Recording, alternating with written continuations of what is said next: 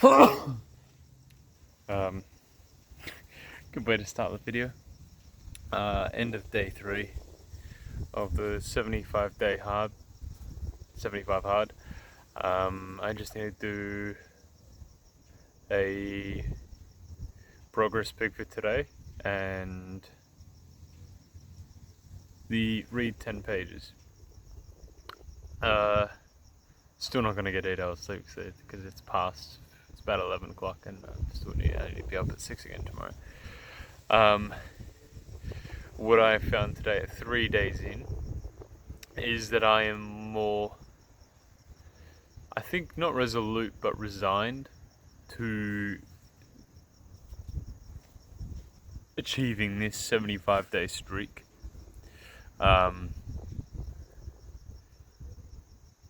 There were less excuses today floating around in my head, which is cool. I went for a run this morning, and it was with a group of friends who were training together, so we all went for a run, and some of them are very, very slow. It's only a half an hour run, so I got there early, did a couple extra laps, so I could do 45 minutes. And I ended up, I don't know what the word's called, but like just supporting the slowest runner. And the conversation in my head was that I'm going too slow, that this doesn't count as a workout, and yada yada yada. But I thought, if I can just be there for this person, then that'd be pretty cool. Because I know I'd want someone to do the same for me. Because they were very much out of their comfort zone. So I took it as an opportunity to practice good leadership and being there for others, and I don't actually know if that voice that was telling me, oh, this is too slow, oh, this doesn't count, I don't know if that's a good voice to listen to. I don't know if that's a form of self-sabotage, because I know one of the ways that I do it is I have quite an extreme personality, so I'll dive headfirst into most things that I do. I have an addictive personality. Maybe they go hand in hand, and so I know when I do something, I do it 110%. So this workout was actually a bit more of a challenge for me because I wasn't going 110%. I was going at the same as this other person, and I was trying to run alongside them and motivate them to keep going and not give up. So maybe that voice in my head is a form of self-sabotage, in the way that it's trying to get me to burn out. Because who knows, maybe this easier run that was still 45 minutes long, and even then the first, I don't know, half of it I did myself anyway at my own usual speed, is what I needed to recover, since I'm not getting much sleep. Maybe the world's giving me a gift.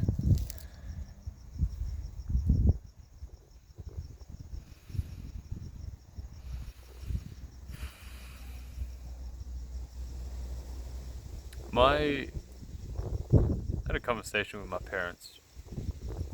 They were trying to give me financial advice, a lot of which is very helpful and I should take on board because I'm terrible with finance currently. I don't want to say I'm terrible and leave it at that because I don't want to manifest that and I don't want to reinforce that behavior. I have been bad with money, but I will get better. But to get to the point, I was studying, and essentially I was acting, and I was in second year, and I was fucking around, and the director said, "Hey, you or..." So me and this other person were fucking around, and we were ruining everyone else's chance to learn. So the director said, "Look, one of you needs to leave. I'll leave that up to you two to decide who. And I ended up being the one to decide to leave. Ultimately, for two reasons. One was because I said to the other person, I said, okay, let's sit down, let's talk this out. And they went, no, not leaving. I'm not going to leave. I'm not going to do it. No fucking way. Do not, like, you can't even convince me to not leave. And I looked at it and I went, like, and at that point in my life, I was a tosser. And this was 2018, 6 years ago. But for whatever reason, fate struck and gave me a moment of clarity, and I thought, if acting is truly what I want to do, I should be able to step away from this, and it will be harder. It is the harder choice to make. And if I can stick to it, despite having stepped away from this course, of which I spent a shit ton of money on, then it is an affirmation of my resolve that this is the career I want to do. Now, that's the thought I had 6 years ago, and I'm still here, still resolved, still resigned to making it my career. Anyway, that decision meant I had to leave, and I would have to pay up front to repeat again the next year. And my parents said to me in this moment, they said, going back to make that decision, would you make the same decision, or surely you would choose not to leave, right? And I said, no. This conversation took place about a week ago. I said, no, I would still make the same decision. And they said, why? Why would you, like, it's so expensive, why would you do that? Well, because that was the cost of the lesson.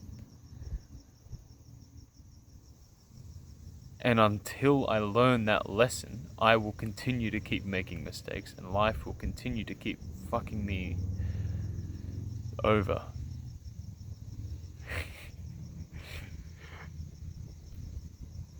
That was just the price that I had to pay for it.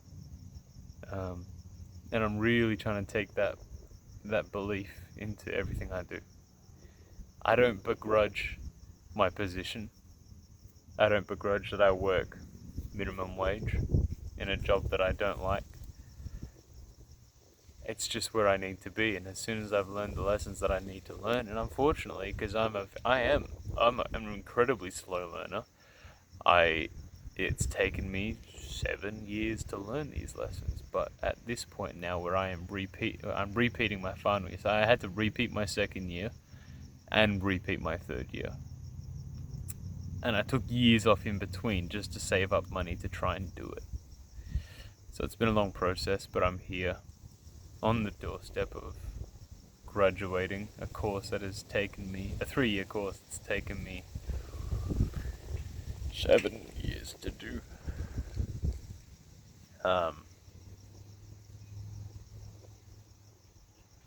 And I find myself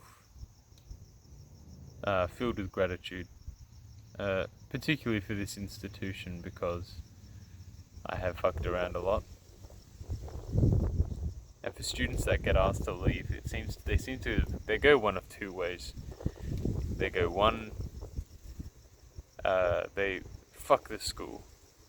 What a fucking what a scam. Because you still have to pay for it. Even if you leave, you're still expected to pay the full amount. It's under contract, and you're told that at the beginning of the year. But people still try to argue it. But then you get people that go, okay, I have to leave. What responsibility can I take in this situation? And they choose to take responsibility, and it's the harder choice to make, but you are empowered for it, because of that decision. If you choose to take responsibility, you're choosing to accept that something that happened was within your control. Whereas if you blame, you are giving away your power. Because you did something, or something happened. And if you blame, you're saying, there is nothing I could have done. But if you take responsibility, you say there is something I could have done, and if you find yourself in that situation again, you will know that you have power and you will know what to do, and you will learn.